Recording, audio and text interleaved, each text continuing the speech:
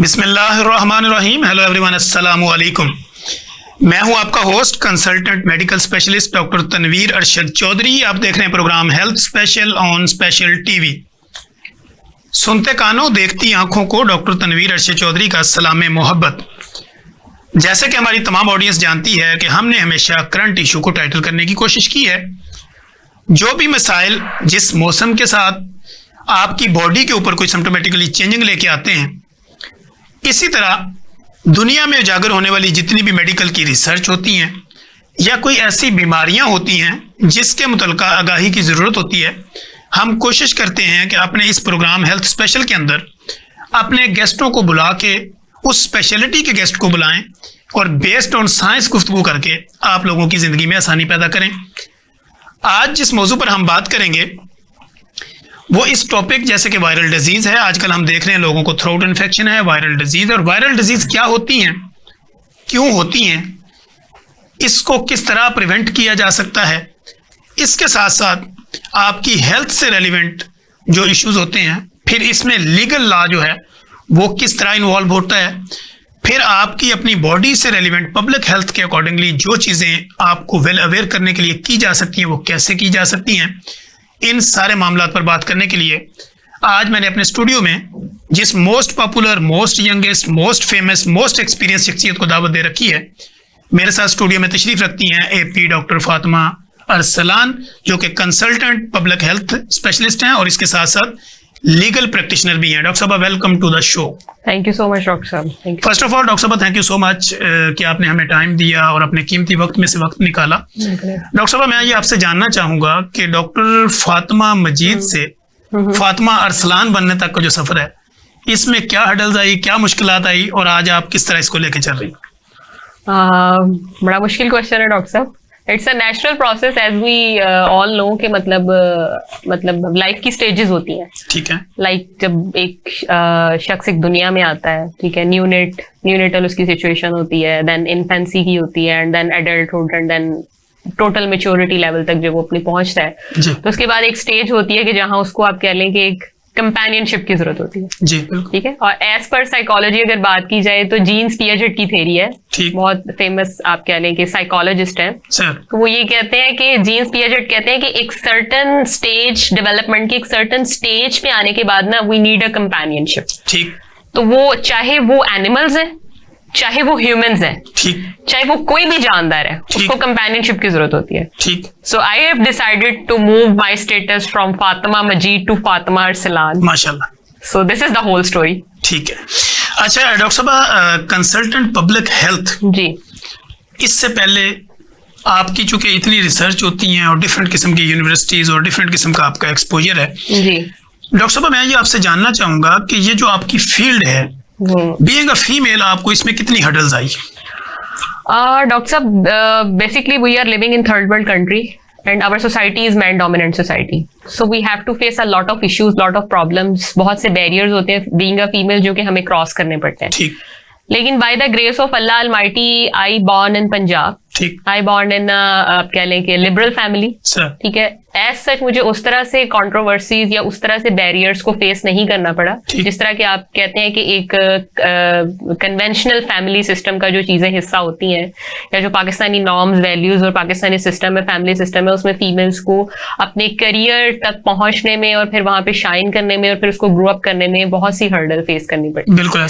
सबसे पहले अगर हम बात करें, लड़की अपनी बाप के घर पे है, ठीक है, बीइंग अ गर्ल, उसको भाई की तरफ से प्रेशर है, उसको फादर की तरफ से प्रेशर है, क्योंकि अनफॉर्चुनेटली हमारे यहाँ लिटरेसी रेट बहुत हाई है। सारी जो गैरत जागती है ना, वो सिर्फ फीमेल के ऊपर जागती है। डेफिनेटली डॉक्टर साहब, मैन डोमिनेंट सोसाइटी है ना, we are not belong from western belt, हमारी ईस्टर्न बेल्ट है।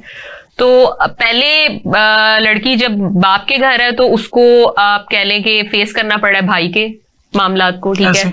इवन अगर फादर लिटरेट नहीं है, फादर इतना एजुकेटेड नहीं है, तो उसका अल्टीमेटली प्रेशर उसकी वालदा के साथ होगा। ठीक है। वालदा फिर आगे उसको जो है वो कम्युनिकेट करेगी अपनी फीमेल्स में, ठीक है, जितनी भी बहनें हैं घर में, एंड अल्टीमेटली कहीं ना कहीं जब वो इन सारी स्टेजेस से गुजर जाती है, इन सारे बैरियर्स को ओवरकम कर लेती है, तो देन उसकी फाइनल स्टेज आती है कंपेनियनशिप की। As you start your topic कि कंपेनियनशिप के टाइप पे अगर तो उसको कंपेनियन उसके टाइप का मिल गया है, उनकी मेंटल कंपैटिबिलिटी आ गई है कि उसने उसको आगे फर्दर ग्रो होने दिया है, ठीक तो देन फिर डेफिनेटली उसकी कोई, आप कह लेंगे उसका कोई मीट नहीं कर सकता, ठीक उसको कोई बीट नहीं कर सकता। ठीक लेकिन अगेन अनफॉर्चुनेटली ये भी लक है ठीक कि आपको आपका कंपेनियन आगे से किस तरह का मिलता है, किस नेचर का मिलता है। या तो आप बाप के घर पे फुल स्टॉप लग जाता है, अगर नहीं तो फिर जब आप कंपेनियनशिप की स्टेज में एज अ हस्बैंड किसी के साथ नॉट टाई करते हैं तो फिर आपका हस्बैंड आपका सब कुछ सपोर्टिव हैंड बन जाता है। ठीक सो एज सच डॉक्टर साहब, I am very much blessed, ठीक है, and I belong from a liberal family, ठीक है। अल्हम्दुलिल्लाह मैं जब अपने बाप के घर से मैंने अपना एक एजुकेशन का सफर जब स्टार्ट किया और मैंने कंपेनियनशिप पे आके जब एंड किया, तो मुझे मेरे हस्बैंड की तरफ से शायद मेरे बाप से ज्यादा सपोर्ट रही है। माशाल्लाह। मतलब मुझे मेरी फादर साइड से, भाइयों की साइड से, मदर साइड से इतनी सपोर्ट नहीं है जितनी मुझे मेरे हस्बैंड की साइड से वो support लाइव देख रहे होंगे आपको। लाइफ तो पूरा पाकिस्तान देख रहा है। ठीक है। अच्छा डॉक्टर साहब, अब हम टॉपिक की तरफ आते हैं। जी प्लीज। असल में ये चीज़ें आपसे पूछने का मकसद और विजन एक होता है ताकि हमारी जितनी भी ऑडियंस हो उनको पता चले कि जिस गेस्ट से हम गुफ्तगू कर रहे हैं उसका बैकग्राउंड क्या है और वो बिल्कुल। किस स्टडी से गुजर के वो यहाँ तक पहुंचा है। बिल्कुल ऐसे ही है। अच्छा डॉक्टर साहब, अब मैं आपसे ये जानना चाहता हूँ कि आज के दौर के अंदर वायरल डिजीज का बड़ा जिक्र होता है। बिल्कुल ऐसे एक आम आदमी कैसे समझे कि वायरल डिजीज क्या है? बिल्कुल ऐसे ही है। डॉक्टर साहब, इसमें सबसे पहले मैं थोड़ा सा साइंटिफिकली बात स्टार्ट करना चाहूंगी और अपनी ऑडियंस को भी जी। थोड़ा सा मतलब एक ले पर्सन जो है उसको भी पहले आगाह करना चाहूंगी कि वायरल डिजीज की ओरिजिन क्या है। ठीक बेसिकली डॉक्टर साहब, we are suffering from climate change.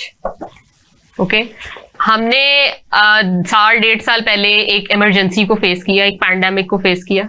जी बिल्कुल। वो कोरोना था, दैट वाज आल्सो वायरल। ठीक। अब बहुत सी ऐसी चीजें हैं कि जो आप कह लें कि वायरल डिजीज इस वक्त एग्जिस्ट कर रही हैं, ठीक लेकिन उस पे उस तरह से आप कह लें कि काम नहीं हो रहा, ठीक है। हम उसको उस तरह से हाइप नहीं की जा रही। ठीक वो अभी तक एंडेमिक है, पैंडेमिक नहीं है। ठीक अनफॉर्चुनेटली हमारे यहाँ सिचुएशन को तब पकड़ा जाता है, हमारे यहाँ पॉलिसी मेकर्स या स्टेक होल्डर तब आप कह लें कि मूवमेंट में आते हैं कि जब इमरजेंसी आ जाती है, ठीक ठीक है। तो being a public health consultant, viral disease तो सार का फिर देखें आप, आजकल साइनोसाइटिस है, फ्रेंजाइटिस है, आरटीआईज के साथ बहुत से आपके क्लिनिकल ट्रायल में पेशेंट रिपोर्ट हो रहे हैं। आपका माशाल्लाह इतना एक्सपीरियंस है, तो एलर्जिक रेनाइटिस के साथ इतने पेशेंट रिपोर्ट हो रहे हैं।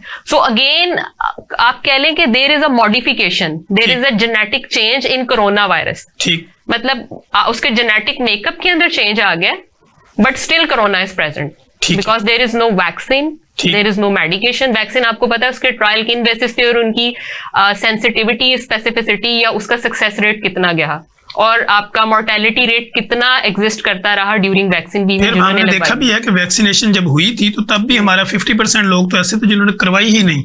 बिल्कुल ऐसे ही है। और वो तो एक लेदर डिबेट शुरू हो जाती है। और अगेन जो आपके कह लें कि जेराट्रिक पॉपुलेशन थी, जेराट्रिक पॉपुलेशन में मैंने अक्सर देखा कि उनमें मोर्टेलिटी रेट हाई चला गया। ऐसे ही वो डॉक्टर साहब आप मेरे से ज्यादा बेहतर जानते हैं बीइंग अ क्लिनिशियन कि उनकी इम्यूनिटी डाउनफॉल की होती है। ऐसे ही देयर आर अदर कोमोर्बिडिटीज जिसको फेस कर रहे होते हैं, ठीक। ठीक है। तो जेराट्रिक अगर इतनी एफिकेसी, सेंसिटिविटी, स्पेसिफिसिटी थी तो why not we save geriatric population. ठीक। So again there is no proper trial and error एंड आप कह लेंगे क्लिनिकल ट्रायल उस वैक्सीन के अगेंस्ट नहीं किए गए। ठीक एंड क्लिनिकल ट्रायल करने का आपको भी पता है कि पूरा प्रोसेस होता है। We have to take time, vaccine 4 to 5 year, 3 to 4 year on an average.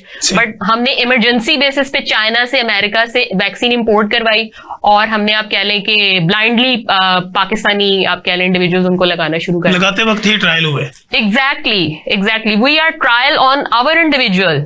ऐसे ही ठीक है। तो डॉक्टर साहब जो वायरल डिजीजेस हैं बेसिकली उनके लिए सबसे पहले अगेन पब्लिक हेल्थ कंसल्टेंट में जब बात करूंगी प्रिवेंशन पे। ठीक। Prevention is better than cure, ठीक। and prevention is the primary element for cater or for preventing of any kind of disease, whatever it is viral, whatever it is bacterial, whatever it is parasitic. ठीक है। ठीक है। तो अब आजकल जो सबसे ज्यादा आप कह लें कि चीज हमें देखने में मिल रही है वो SARS-2 है। ठीक है। ठीक। वो भी आप कह लें कि इट्स अ जेनेटिक मेकअप और a family virus from corona. ठीक। अडेप्टेड है, उसका जेनेटिक मेकअप अडॉप्ट किया गया, लेकिन वो स्टिल एग्जिस्ट कर रहा है। तो प्रिवेंशन सबसे पहले डॉक्टर साहब करने की जरूरत है। प्रिवेंशन में ये है कि एज अ क्लिनिशियन आप अगर अपने सेटअप पे बैठ रहे हैं या मेरे दूसरे डॉक्टर हजरात जो अपने क्लिनिशियन एज अ प्रैक्टिस कर रहे हैं और अपने सेटअप्स पे बैठ रहे हैं, तो वो सबसे पहले की रूल अपनाएं कि प्रिवेंशन करें। ठीक। अनफॉर्चुनेटली डॉक्टर साहब we are living in third world country. ठीक। एक कॉमन पर्सन जिसकी 500 रुपीज डेली की एम्प्लॉयड है, ठीक है, लेबर क्लास से बिलोंग करता है, जब वो एक FCPS डॉक्टर के पास जाता है, ही और she give to a list of test ठीक है, कि आप जाएं लैब से पहले ये टेस्ट करवा के लेके आए, देन ही और she move towards diagnostic session, and then finally कि अब हम आपका डायग्नोस करके बताएंगे कि अब आपको मेडिकेशन कौन सी चाहिए। और अगेन हमारे मुल्क में अद्वियात बहुत महंगी है, तो व्हाई नॉट डॉक्टर साहब हम प्रिवेंशन के प्राइमरी लेवल पे क्यों नहीं एग्जिस्ट करते, व्हाई नॉट वी प्रिवेंट। ठीक है, तो वायरल डिजीजेस का मेन कोर यही है कि हमारा हेल्थ सेक्टर भी बर्डनाइज ना हो, कॉमन पब्लिक और ले पर्सन को आप अवेयरनेस सेशन दें, और उसमें स्टेट की एक बहुत अहम जिम्मेदारी यहाँ पे कायम होती है कि वो awareness session, social media is very much active nowadays, mess media is very much active nowadays, तो ये सारी की सारी सोशल मीडिया और मैस मीडिया के थ्रू की जाने वाली स्टेट की ऑब्लिगेशंस है। ठीक, अच्छा डॉक्टर साहब, मैं ये आपसे जानना चाहूंगा कि हमने बहुत कम लोग ऐसे देखे हैं जी कि जो डॉक्टरेट भी उन्होंने की हुई है, जैसे आपने पीएचडी की और इसके साथ साथ फिर आपने लॉ भी किया, तो लीगल प्रैक्टिशनर भी हैं आप, तो ये करने का पर्पस क्या था? पब्लिक को क्या समझ आया कि डॉक्टर साहब साथ वकील भी हैं और डॉक्टर भी हैं, तो इसकी जरूरत क्यों पेश आई? जी it's a very interesting question, और बल्कि मैं तो अपनी यूथ को इस तरफ अटेंशन भी दिलवाना चाहती हूँ कि वटेवर वो किसी भी कैडर से बिलोंग करता है, अपने मुल्क के rules, regulation, constitution, article, section, उनको हर चीज का पता होना चाहिए। If you are practicing as a cardiologist, if you are practicing as a gastroenterologist, if you are practicing as a general clinician, you have to know about all the rules and regulation. Because doctor साहब हमारे Islamic Republic of Pakistan के अंदर एक statutory body exist करती है जिसे हम कहते हैं ministry of law and justice. Ministry of law and justice ने आगे डिफरेंट तरह के ऑर्डिनेंसेस बनाए हुए हैं, ठीक है, जिसमें आपके मेडिकल ऑर्डिनेंस भी हैं, जिसमें आपके पब्लिक हेल्थ ऑर्डिनेंस भी हैं, जिसमें आपके एपिडेमिक ऑर्डिनेंस भी है। ठीक है, अगर मैं हेल्थ से रिलेटेड बात करती हूँ तो डॉक्टर साहब जब हम एक बच्चा एमबीबीएस कर लेता है, एमबीबीएस करने के बाद ये किसी भी किस्म की आप कह लें कि पैरामेडिकल की डिग्री वो ले लेता है, डिग्री लेने के बाद स्टेट सिर्फ और सिर्फ उसको एक आइडेंटिटी देती है, वो आपके पास भी है, मेरे पास भी है, it's a PMDC number, then that's it. हमारी स्टेट के पास दो ही कन्वेंशनल चीजें हैं कि वो या तो लाइसेंश्योर एक्रेडिटेशन उसकी लाइसेंश्योर से होती है, या हम इंस्पेक्शन करके उसको क्लोज अप कर देते हैं, फुल स्टॉप लगा देते हैं, और कैंडिडेट को हम उसका लाइसेंस पकड़ाते हैं कि आप जाएं और कंट्री के किसी भी पार्ट में जाके या इंटरनेशनली जाके आप अपनी ये आइडेंटिटी दिखाएं और इसको प्रैक्टिस करें। इवन बास इंटरनेशनल सेटअप पे तो इस PMDC नंबर को उस तरह से वैलिड लिया ही नहीं जाता, उनकी अपनी ट्रेनिंग्स होती हैं, आप इस चीज को बेहतर जानते हैं। अब डॉक्टर साहब मसला ये है कि अगर अपने कंट्री के अंदर रहते हुए बात करूं तो अपने कंट्री के अंदर रहते हुए हमें सिर्फ और सिर्फ एक्रेडिटेशन, लाइसेंसिंग या इंस्पेक्शन तक महदूद नहीं रहना। There are a lot of rights जो कि पेशेंट सेंटर्स भी हैं और जो कि हेल्थ केयर सेंटर्ड भी हैं। हेल्थ केयर सेंटर मैंने एक बहुत ब्रॉडर टर्म बोली है। हेल्थ केयर सेंटर में आपके डॉक्टर्स आ जाते हैं, आपकी नर्सेज आ जाती हैं, आपका पैरामेडिकल स्टाफ आ जाता है, और जो पेशेंट सेंटर है डेफिनेटली वो पेशेंट है। What is the right of the patient? Right to take medication, right to do process, yes or not, ठीक है, मैं even right to disclose bad news or not, ठीक है, informed consent, on the other hand obligation of the healthcare professional, rights sir सारे develop होते हैं patient के, और ऑब्लिगेशन सर सारी की सारी होती हैं आपके हेल्थ केयर प्रोवाइडर्स की। ये तो आ गया sir medical loss. Medical loss के अंदर क्या पेशेंट के राइट्स हैं और क्या डॉक्टर की ड्यूटीज हैं, उनको डिटेल में जाने की जरूरत है। उसमें ordinance 1944 Pakistan medical and dental council ordinance को पढ़ने की जरूरत है। ठीक है, एक अदर ऑर्डिनेंस हमारे पास Pakistan journal medical physician CPSP, ये एक ऑर्डिनेंस है। इसके बाद सर आप कह लें कि आई सर्जरी ऑर्डिनेंस है, ठीक है, मेंटल हेल्थ ऑर्डिनेंस है, ठीक है, आपका पब्लिक हेल्थ ऑर्डिनेंस है, एपिडेमिक ऑर्डिनेंस है। तो सर ये सारे के सारे आपको एक स्टैचुरी बॉडी ने डेवलप करके दिए हैं जो कि कहलाती है ministry of justice and law. तो अनफॉर्चुनेटली सर हमारी यूथ ने तो 4 साल या 5 साल डिग्री ले ली एंड दैट्स इट, वो बैठ गए। अब जब कहीं पे बात राइट, रूल, रेगुलेशन, आर्टिकल की आनी है तो हमें तो कुछ नहीं पता। We are a independent health care provider and we are working in a very crucial situation. आप देखते हैं सर्जरीज हो रही है धड़ाधड़, ठीक है, वहां पे इन्फॉर्म्ड कंसेंट लिख के दिया जाता है, लेकिन इन्फॉर्म्ड कंसेंट के बाद पेशेंट को टोटली एलैबोरेट नहीं किया जाता और कुछ भी अंदर चल रहा होता है। कितनी लड़ाई झगड़े होते हैं अगर किसी किस्म की कोई 19-20 हो जाए। तो डॉक्टर साहब उस सिचुएशन के अंदर हमारे पाकिस्तानी जितनी भी हेल्थ केयर प्रोवाइडर्स हैं उनको लॉ पढ़ने की जरूरत है, उनको ये सारे ऑर्डिनेंस, आर्टिकल, राइट्स, ये सब पढ़ने की जरूरत है। और ह्यूमन राइट्स की अगर बात की जाए तो वो बेसिक और फंडामेंटल है।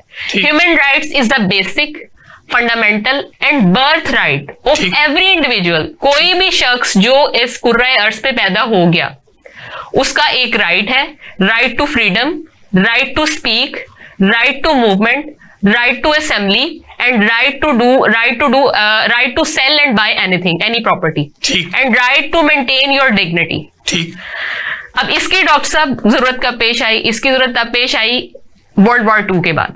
ठीक, Nazi experiment, Nazi German experiment जो सारे के सारे हुए, जितना ह्यूमैनिटी को ह्यूमिलेट किया गया, उसके बाद 1948 के अंदर एक इंटरनेशनल ट्रीटी या कन्वेंट साइन किया गया जिसके अकॉर्डिंग उसे कहा जाता है universal declaration of human right, UDRC. अब सर यूडीआरसी ना सिर्फ इंटर कंट्री है, इंटर स्टेट है, बल्कि इंट्रा स्टेट भी है। ठीक, उसके अंडर फिर ये सारे के सारी आप कह लें कि राइट्स डेवलप किए गए, जो कि जनरली भी मैंने आपको बता दिया ह्यूमन राइट्स की फॉर्म में, और स्पेसिफिकली मेडिकल राइट्स के बारे में मैंने आपको बता दिया। ठीक हो गया। तो डॉक्टर साहब मैंने ये देखा है कि जब तक आपने ये एलएलबी मुकम्मल नहीं किया था या हमें उसकी इन्फॉर्मेशन नहीं थी, तब तक आपकी स्माइल बहुत अच्छी थी। अब इसके बाद आपके अंदर गुस्सा आ गया। जी जी। तो क्या ये डुअल प्रोसीजर की वजह से आया? नहीं डॉक्टर साहब, इसमें तैयारी ज्यादा करनी पड़ती। डॉक्टर साहब देखिए, जब इस तरह के फोरम पे बैठ के आप रिलेटेड टू लॉ कुछ बोल रहे होते हैं ना, तो फिर चीजों को बड़ा विजिलेंटली रह के बोलना पड़ता है ताकि सुनने वाला देखे कि ये बड़ा कुछ सीरियस किस्म का टॉपिक है। ठीक है, अच्छा डॉक्टर साहब, चूंकि पब्लिक हेल्थ की आपने बात की, तो ये तो हमने लॉज की भी बात की, जो जितने भी हमारे डॉक्टर्स हैं, पैरामेडिकल हैं, एचओज हैं, पीजीज हैं, एपी हैं, एसआर हैं, प्रोफेसर हैं, ये सब की जरूरत थी, तो ये इस पे भी हमने बात कर ली। अब पब्लिक हेल्थ का जो कॉन्सेप्ट है ये क्या है? पब्लिक हेल्थ का कॉन्सेप्ट अगेन मैं इसको डिराइव करना चाहूंगी लॉ से।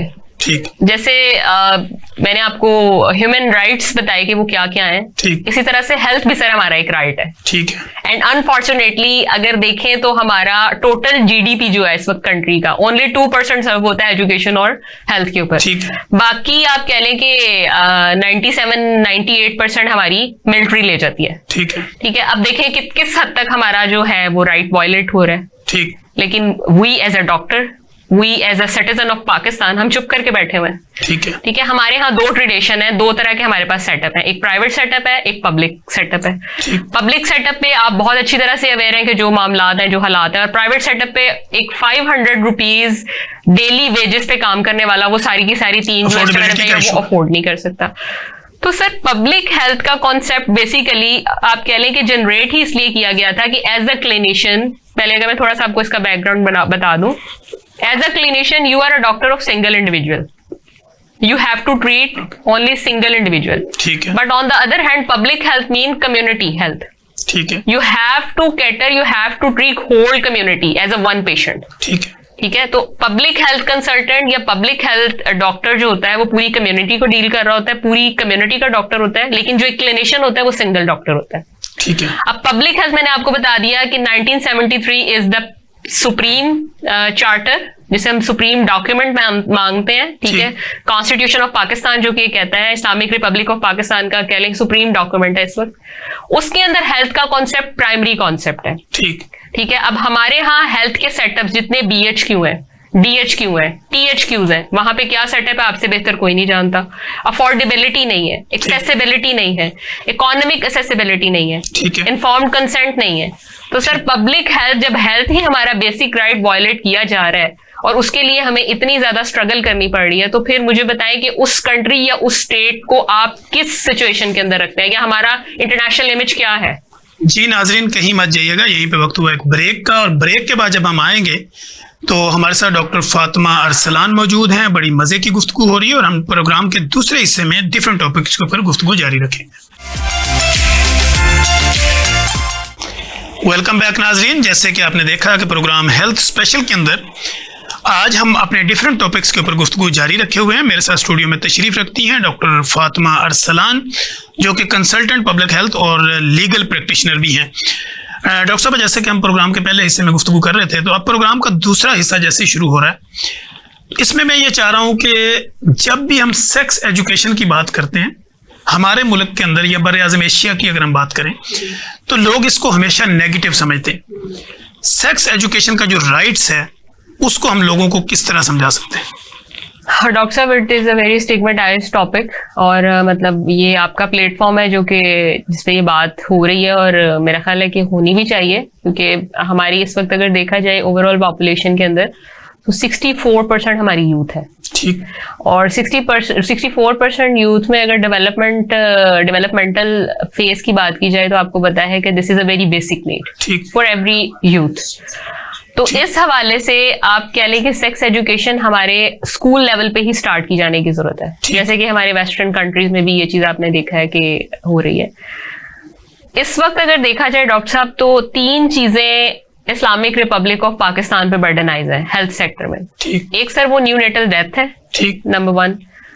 नंबर 2 आपका बर्डन ऑफ डिजीज है, एंड नंबर 3 आपका HIV क्राइसिस है। ठीक है। And it's becoming pandemic. ठीक है। जिसपे अभी तक स्टेट चुप है, जिसपे अभी तक चीजें रिपोर्ट नहीं हो पा रही। Although national AIDS control program अपनी रिगरस किस्म की, एक्सट्रेनस किस्म की एक्सरसाइज कर रहा है, अपनी प्रैक्टिसेस कर रहा है। पंजाब एड्स कंट्रोल प्रोग्राम बहुत ज्यादा उसको कंट्रोल करने की कोशिश कर रहा है, but due to population explosion and due to the आप कह लें कि not maintaining of the record, बहुत सी जो आप कह लें कि STIs हैं, जो सेक्स एजुकेशन हैं, उनके पीछे यही वजह है कि they are eventually leading to HIV। ठीक है। अब सर HIV होता है आप कह लें कि कोई 10-12 साल के बाद। ठीक है। HIV की सर 2 स्टेज है। एक HIV इन्फेक्शन है, दूसरा मैं सर HIV को इसलिए टारगेट कर रही हूँ क्योंकि पाकिस्तान में इस वक्त ये बर्डनाइज है। ठीक है। और पाकिस्तान की तीसरी बड़ी हेल्थ प्रॉब्लम है ये, जिस पे बात नहीं की जा रही, and your platform is one of the platform जो कि इसको हाईलाइट कर रहा है। ठीक। तो सर HIV चेन है STIs की। ठीक है। और STIs लिंक्ड है सेक्स एजुकेशन के साथ। ठीक। अब HIV आप कह लें कि पहुंचता है 10 साल तक, आप जानते हैं HIV इन्फेक्शन रहता है।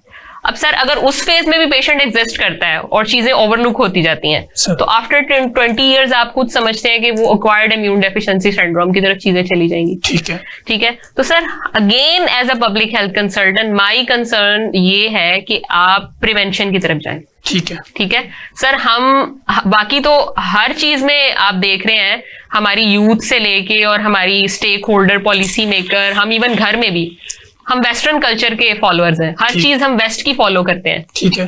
लेकिन यहाँ आके सर हमारी शरई नॉर्म्स, वैल्यूज बीच में आ जाती हैं। ठीक है। कि हम बच्चों को स्कूल लेवल पे, कॉलेज लेवल पे, यूनिवर्सिटी लेवल पे सेक्स एजुकेशन देने से डिनाई करते हैं, हेजिटेट करते हैं। ठीक है। और उस हेजिटेशन में सर जो चीजें आप बैकग्राउंड में चल रही होती हैं वो STIs लीडिंग टू HIV तक चली जाती हैं। ठीक है। तो सर मेरी स्टेट से, हमारे स्टेक होल्डर से, हमारे पॉलिसी मेकर से मेरी एक ये रिक्वेस्ट है कि ना सिर्फ अगर देखा जाए एजुकेशनल इंस्टीट्यूट के अंदर, तो इसमें कैरिकुलम डेवलपमेंट की जरूरत है। ठीक है। आप एक सेक्स एजुकेशन से रिलेटेड एक पूरा सब्जेक्ट इंट्रोड्यूस कराएं, ताकि उनको पता चले कि उनके जो प्राइवेट पार्ट्स हैं, जी बिल्कुल, उनकी हिफाजत कैसे करनी है। जी बिल्कुल।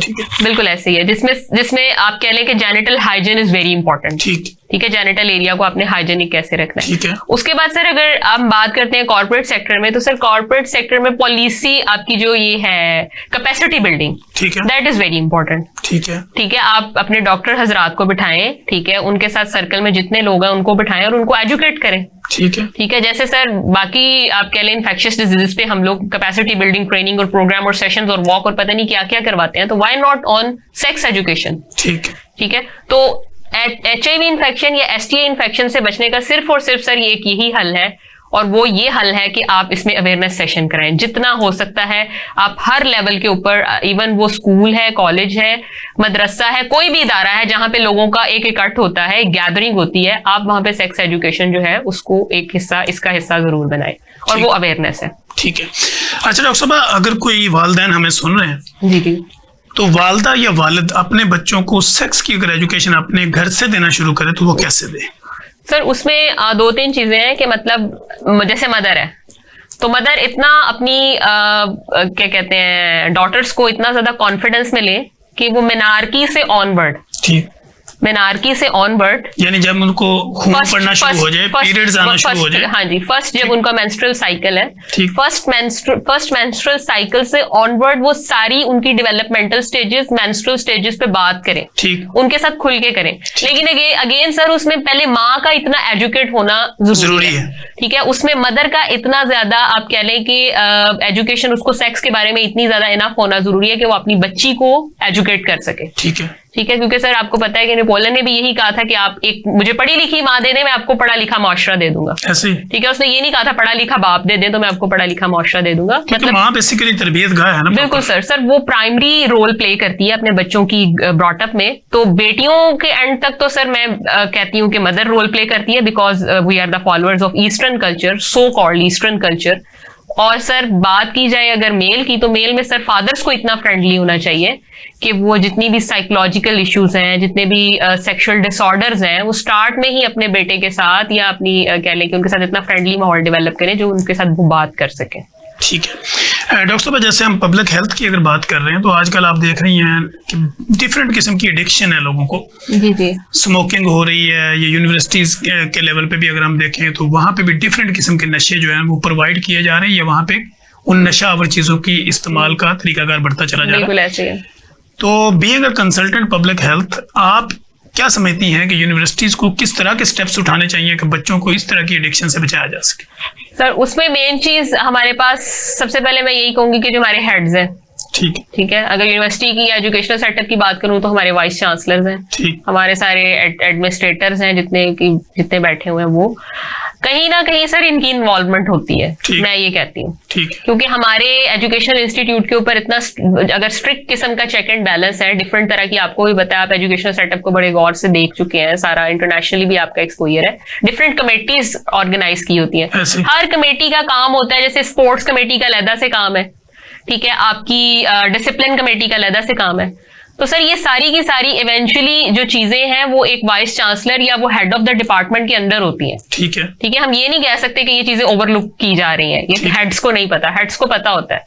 उसमें सर यही है कि आप सबसे पहले एजुकेशन करें, ठीक है। आपके पास 64% पाकिस्तान की इस वक्त यूथ है, ठीक है, तो आप, और educational setup is the best setup जहां पे पूरी यूथ डिफरेंट फैमिलीज से उठ के आ रही है, ठीक है। उनमें सर अवेयरनेस सेशन होनी चाहिए, ठीक है। जितनी भी आपकी क्रीम यूनिवर्सिटीज हैं, जैसे ये बीकन हाउस है, अदर इस तरह की यूनिवर्सिटीज है, मैं पब्लिक सेक्टर यूनिवर्सिटीज की सर बात नहीं कर रही, वहां चीजें ऑलरेडी कंट्रोल में, लेकिन जहां चीजें कंट्रोल में नहीं है, ठीक है, जो वेस्टर्न के बहुत ज्यादा फॉलोअर्स हैं, ठीक है, वहां सर बहुत ज्यादा हमारे हेड्स को विजिलेंट होने की जरूरत है, हेड्स की इन्वॉल्वमेंट बहुत ज्यादा जरूरी है। मुझे नहीं लगता कि सर अगर एक इंस्टीट्यूशन का हेड या हेड ऑफ द डिपार्टमेंट या वाइस चांसलर एक्टिव है तो कोई भी चीज उसकी नजर से जो है वो आप कह लें कि दूर है, मुझे नहीं लगता, बिकॉज मैंने खुद बहुत अरसा एडमिनिस्ट्रेशन की है, मैंने एक पूरा फुल फ्लेज हॉस्पिटल चलाया है एज अ एडमिनिस्ट्रेटर, तो मुझे बहुत अच्छे तरीके से पता है कि एडमिनिस्ट्रेटर की एक अच्छा एडमिनिस्ट्रेटर सर होता ही वो है कि जिसकी आंख से नीचे कोई चीज दूर ना हो, ठीक है। अच्छा डॉक्टर साहब, पब्लिक हेल्थ से रेलिवेंट जी, अगर हम पब्लिक को अवेयरनेस देना चाहें जी, तो हमारी मस्जिदें, मदरसे, खानगाहें और ये जो पीर खाने होते हैं, ये किस तरह रोल प्ले कर सकते हैं? सर ये इनका बहुत ही ज्यादा आप कह लें कि स्केलेटल रोल है पब्लिक हेल्थ के पॉइंट ऑफ व्यू से, ठीक है। वो सर इसलिए कि दीज आर कॉल्ड इन्फ्लुएंशियल्स, ये वो इन्फ्लुएंसर्स हैं, ये वो इन्फ्लुएंशियल्स हैं जिन्होंने एक ले पर्सन को कायल करना है, ठीक। अब एक ले पर्सन मेरा और आपका उसके साथ जो एक्सपोजर टाइम है वो बहुत मिनिमम है, ठीक है, या वो टू द पॉइंट है, लेकिन हकीम हो गए, क्वैक हो गए, मस्जिद का मौलवी हो गया, या इस तरह के जो कम्युनिटी इन्फ्लुएंसेस होते हैं ना, यहाँ इनके पास लोग काफी देर बैठ के गॉसिप्स करते रहते हैं, इनके पास बहुत एम्पल ऑफ टाइम है, वो अपनी फैमिलीज के इश्यूज बताएंगे, अपने घर के इश्यूज बताएंगे, जी मेरे ये प्रॉब्लम हो गया, मेरे ये प्रॉब्लम हो गया, आज मेरे फलाने के फलाने ये प्रॉब्लम हो गया, मतलब आप कह लें कि एक ओपन एंडेड डिस्कशन चलती रहती है बिटवीन टू पार्टीज। मेरे और आपके जैसे जो प्रोफेशनल लोग हैं ना, उनके पास इतना टाइम नहीं है, ठीक है, पेशेंट हैव टू कम, आपने बताना जी क्या मसला है and you have to prescribe and that's it. वो एक 5 to 10 मिनट का जो सेशन है ना, उसमें ओपन एंडेड डिस्कशन नहीं होगी, आप उस इंडिविजुअल को एक्सप्लोर नहीं कर सकते। लेकिन सर आपके जो कम्युनिटी इन्फ्लुएंसर्स है ना, उनमें ओपन एंडेड डिस्कशन के थ्रू आप बहुत सी चीजें जो है ना वो एक्सप्लोर करवा लेते हैं उस पर्सन से। ठीक है। तो सर हेल्थ से रिलेटेड मुझे ये लगता है कि स्टेट को इन इन्फ्लुएंसर्स को ट्रेन करने की जरूरत है। Public health point of view से हेल्थ केयर प्रोवाइडर को तो हम ट्रेन कर ही रहे हैं, लेकिन काउंसलिंग के पॉइंट ऑफ व्यू से आपका बड़ा अच्छा सर क्वेश्चन था, और स्टेट ने आपने स्टेट की तवज्जो इस तरफ दिलवाई है बीइंग आप कह लें कि कंसल्टेंट। तो स्टेट को चाहिए कि मैक्सिमम जो है वो सेशंस इन इन्फ्लुएंसर्स के लिए ऑर्गेनाइज करें पाकिस्तान के डिफरेंट डिस्ट्रिक्ट्स के अंदर, जहां पब्लिक का जो है बिलीव भी इनके साथ ज्यादा होता है, उनकी अटैचमेंट बहुत ज्यादा होती है। बिल्कुल सर ऐसे ही, because sir open ended discussion में आपको पता है कि चीजें खुल के सामने आ जाती हैं, क्लोज एंडेड में तो आपको पता है कि फिर क्या होता है। ठीक है। तो इस वजह से दिस इज द स्ट्रैटेजी। ठीक हो गया। अच्छा डॉक्टर साहब, जैसे कि हम ये बात हर टॉपिक के ऊपर कर रहे हैं, HIV के ऊपर भी हमने बात कर ली और वायरल इन्फेक्शन के ऊपर भी बात कर ली, सेक्स एजुकेशन के ऊपर बात भी की, फिर लोगों को किस तरह इसके साथ एंगेज किया जा सकता है, इस मौजूआत पर भी हमने बात की। अब डॉक्टर साहब मैं आपसे ये जानना चाहूँगा कि जैसे आप देखते हैं कि यूनिवर्सिटी कल्चर्स के अंदर जी लोगों को एक इखलाकियात का दर्स देना या उनके अंदर तहम्मुल, बर्दाश्त, बुर्दबारी पैदा करना, तो being a consultant public health आप ये क्या समझती हैं कि साइकोलॉजिकल ट्रीटमेंट भी जरूरी है ताकि लोगों को नफ्सियाती जो मामला है उसको समझने में भी आसानी हो? डेफिनेटली सर, साइकोलॉजिकल मुझे लगता है कि element is the fundamental element. ठीक है। अगर WHO की डेफिनेशन में फिर वही बेसिक सी डेफिनेशन बताऊं आपको, तो उसमें सारे एलिमेंट है, लेकिन मुझे ये लगता है कि अगर इंसान की मेंटल हेल्थ, साइकोलॉजिकल हेल्थ अगर बैलेंस है तो बाकी चीजें वो सारी बैलेंस लेके चलेगा। ठीक है। लेकिन अगर उसकी साइकोलॉजिकल हेल्थ या मेंटल हेल्थ अनस्टेबल है तो मुझे नहीं लगता कि वो बाकी चीजों को लेके चल पाएगा। ठीक है। तो mental health, psychological health is the fundamental point. ठीक है। नहीं, जिस तरह हम लीगल भी बात कर रहे थे, जी सर, कुछ बंदे ऐसे होते हैं कि जिनको कोई एंजाइटी है, डिप्रेशन है, तो हम उसको ये कह के छोड़ देते हैं कि ये साइको केस है, इसको साइड पे करें। हाँ जी, तो चूंकि वो साइको केस के साथ बहस करने का कोई फायदा नहीं है, तो क्या ये आप समझती हैं कि जो साइको केस है उसके भी कोई फंडामेंटल राइट है? डॉक्टर साहब राइट्स तो मेरे ख्याल सबसे ज्यादा उसी के है क्योंकि वो साइको है, लेकिन अगेन डॉक्टर साहब हमारे यहाँ इस चीज को प्रोफेशन बनाया गया है। ठीक है।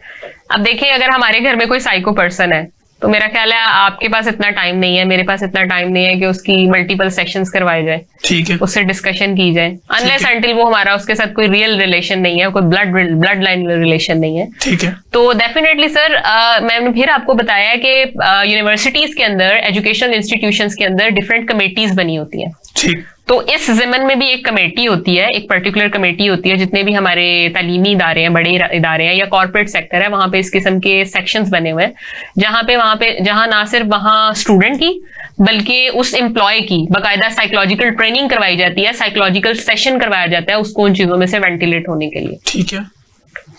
अच्छा डॉक्टर साहब, जो पब्लिक हेल्थ में लोग आना चाहें, जो स्टूडेंट्स हमें सुन रहे होंगे, तो पब्लिक हेल्थ की जो स्पेशलाइजेशन होती है या पब्लिक हेल्थ की जो एजुकेशन होती है, इसका प्रोसीजर क्या है?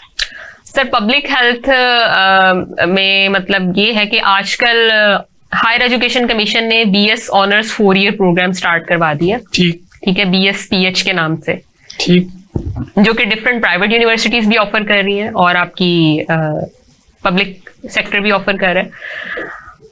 इसके अलावा सर इसमें यह कि FSC प्री मेडिकल बच्चे ने की हो, वो BS-PH 4 इयर्स ऑनर प्रोग्राम करे, देन वो अपना पोस्ट ग्रेजुएशन करे पब्लिक हेल्थ में, then leading to PhD and then post doc, जो भी उसकी आगे करियर जर्नी है, एजुकेशनल जर्नी है। एक तो सर ये ट्रैक है। दूसरा ट्रैक ये है कि सर कोई भी आप कह लें कि उसने हेल्थ रिलेटेड सब्जेक्ट में उसने अपना बैचलर्स किया हो, देन वो पोस्ट ग्रेजुएशन करे, MPhil या MPH and then leading to PhD। So these are the 2 pathways. ठीक है। तो डॉक्टर साहब, जैसे हमने देखा है कि डिफरेंट जो है स्किल एजुकेशन के ऊपर भी आपने डिफरेंट कोर्सेज करवाने शुरू किए थे, या डिफरेंट यूनिवर्सिटीज के साथ आप अटैच होती हैं जो कि पब्लिक के अंदर इस तरह की स्किल डेवलपमेंट करते हैं, ये शॉर्ट कोर्सेज करवाते हैं, तो उसकी अगर तफसीलात कोई लेना चाहे वो आपसे, तो कैसे ले? सर उसमें ये है कि आप, एक तो आपका प्लेटफॉर्म है, this is the best platform. मैं मतलब ऑन एयर कहना चाहूंगी कि डॉक्टर तनवीर का जो प्लेटफॉर्म है वो बड़ा बेस्ट प्लेटफॉर्म है, और डॉक्टर साहब खुद इटसेल्फ बहुत ज्यादा कह लेंगे एक्सपर्ट है इन चीजों के। तो डॉक्टर साहब एक आपका चैनल है हमारे लिए, ठीक है, जहाँ पे मतलब ऑडियंस हमारी जो मुझे सुन रही है, और अगर उसको उनको किसी सर्टिफिकेशन से रिलेटेड या ट्रेनिंग से रिलेटेड कोई मटेरियल चाहिए, कंटेंट चाहिए, तो वी आर ऑलवेज अवेलेबल। आपके थ्रू हम उनको फैसिलिटेट करेंगे और मैक्सिमम फैसिलिटेट करेंगे। ठीक हो गया। तो डॉक्टर साहब, जैसे कि आज का हमारा टॉपिक, जैसे हमने थोड़ा सा टच किया इसको, HIV को। HIV बेसिकली अगर हम इसको थोड़ा सा और आसान अल्फाज में बताएं तो हमारी वो पब्लिक जिनको HIV का आइडिया ही नहीं है ये क्या है, तो वो उनको हम कैसे और तरीके से बता सकते हैं, अवेयर कर सकते हैं? सर, ले पर्सन के लिए मैं यही कहूंगी कि HIV एक बीमारी का नाम है जो कि एक वायरस से होती है। ठीक। और वायरस किस तरह से एक इंसान से दूसरे इंसान के जिस्म में दाखिल होता है, ये बेसिकली इसका जो सोर्स है, जो इसका जरिया है इस वायरस का दाखिल होने का, वो खून है। ठीक है, आपके ब्लड ड्रॉपलेट है ये। ठीक है सर, ये सेक्सुअल एक्टिविटी से, फिजिकल एक्टिविटी से एंटर होता है। ठीक है, ये आपके पास, आप कह लें कि किसी भी इन्फेक्टेड पर्सन का अगर आप कोई भी यूटेंसिल यूज कर लेते हैं, लेट से हम नाई की दुकान पे जाते हैं बाल कटवाने, ले पर्सन के लिए मैं कह रही हूँ, तो वो जब भी जाए तो ब्लेड चेंज करवाएं। ठीक है, किसी का साथ टूथब्रश जो होता है वो आप शेयर ना करें, आप हेयर कॉम्ब ना शेयर करें। यानी HIV आप ये कह रही हैं कि वो सेक्सुअल के अलावा भी HIV के सोर्स? जी बिल्कुल है सर। जो जिनसी कह लें कि आपके हैं जिनसी साथी हैं वो एक से ज्यादा ना रखें। ठीक। मैं एक ले पर्सन के लिए बताना चाहूंगी, क्योंकि कंपेनियनशिप या जिस साथी के साथ आप मतलब 1-to-1 होते हैं, यू डोंट नो कि मतलब वो HIV पॉजिटिव है या नहीं, क्योंकि इस लेवल पे एक ले पर्सन को तो नहीं पता कि वो पहले स्क्रीनिंग करवाए और सारे प्रोसेस से गुजरे। तो आपका जो जिनसी पर्सन है, जिनसी फर्द है, वो एक होना चाहिए, नंबर 1। नंबर 2, आप जिस भी बार्बर शॉप पे जाते हैं, जो भी आपका टूथब्रश है, जो भी आपकी कॉम्ब है, वो सेपरेट होनी चाहिए। इवन फीमेल्स भी अगर कटिंग करवाने के लिए डिफरेंट सैलॉन्स पे जाती हैं तो ये डिफरेंट, आपने जो है वो न्यू सिजर लगवाएं, न्यू कॉम्ब यूज करवाएं, हर चीज न्यू होनी चाहिए, क्योंकि इसका मेन सोर्स जो है वो आपका ब्लड बॉर्न है। ठीक हो गया। ये खून से एक से दूसरे को मुंतकिल होता है, और प्रेग्नेंट वुमेन में माँ से बच्चे को भी मुंतकिल होता है ये। तो उस सूरत में भी जो है फिर वो आपको प्रोफाइलैक्सिस जो है वो ड्यूरिंग सर्टन, आप कह लें कि जो आपका डॉक्टर जिस स्टेज के ऊपर बताता है वो लेनी पड़ती है। ठीक है। तो डॉक्टर साहब, जिस तरह आपने अपने आप को माशाल्लाह मेंटेन रखा हुआ, फिट रखा हुआ, जी जी, एक आम आदमी अपनी फिटनेस को बरकरार कैसे रखे? फिटनेस डॉक्टर साहब यही है कि मतलब खुश रहें, हर वो काम करें जो आपको खुशी देता है, राइट लेफ्ट देखे बगैर खुश नेगेटिव लोगों से जिंदगी में दूर हो जाए, टॉक्सिक लोगों से जिंदगी में दूर हो जाए, जो लोग आपको खुशी देते हैं, जो लोग आपके लिए खुशी का बायस बनते हैं, उनके साथ अपनी लाइफ गुजारें। ठीक है। और लोगों के लिए भी खुशी का बायस बने आप। ठीक है। ठीक है, अपनी जिंदगी में से maximum negativity, maximum toxicity minus करते जाएं आप। ठीक है। ठीक है। अच्छा डॉक्टर साहब, हमारे पास आखिरी 2 मिनट हैं, तो इसमें मैं ये चाहूंगा कि डॉक्टर फातिमा अरसलान का पब्लिक के नाम क्या पैगाम होगा, और पब्लिक आपसे अगर कांटेक्ट करे तो किस तरह करें?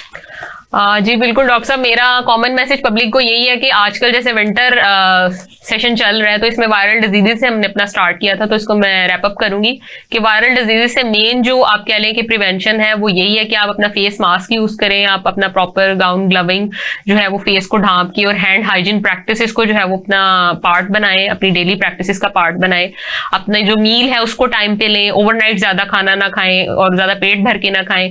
तो ये वो सारी हेल्थ प्रैक्टिसेस हैं जिनको आप कह लें कि फॉलो करना बहुत ज्यादा जरूरी है। अब उसमें डेंटल केयर भी आपकी आ जाती है, उसमें आपकी मेंटल केयर भी आ जाती है, तो इन सब चीजों को भी आप कंसिडर करें, और इन सब चीजों को कंसिडर करते हुए आप एक हेल्दी लाइफ गुजारें, हेल्दी इन्वायरमेंट के अंदर गुजारें, और खुशी का बायस बने और लोगों के लिए, और अपने आप को मैक्सिमम जो है वो उस सिचुएशन से, उस जोन से दूर रखें जो आपकी मेंटल हेल्थ को या जो आपकी साइकोलॉजिकल हेल्थ को डिस्टर्ब करता है।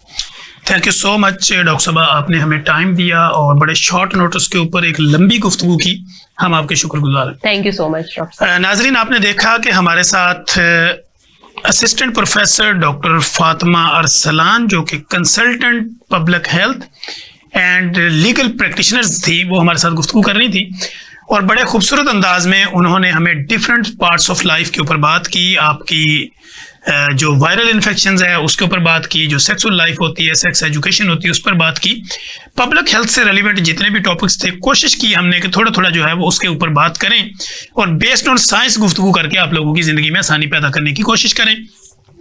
मुझे, मेरी प्रोडक्शन टीम, मेरी गेस्ट, हमें इजाज़त दीजिए। अगर आपको इस प्रोग्राम से मुतल्लिका किसी भी तरह की कोई इन्फॉर्मेशन चाहिए हो, आप कमेंट बॉक्स में आए, कमेंट करें, नेगेटिव लिखें, पॉजिटिव लिखें, लेकिन ज़रूर लिखें।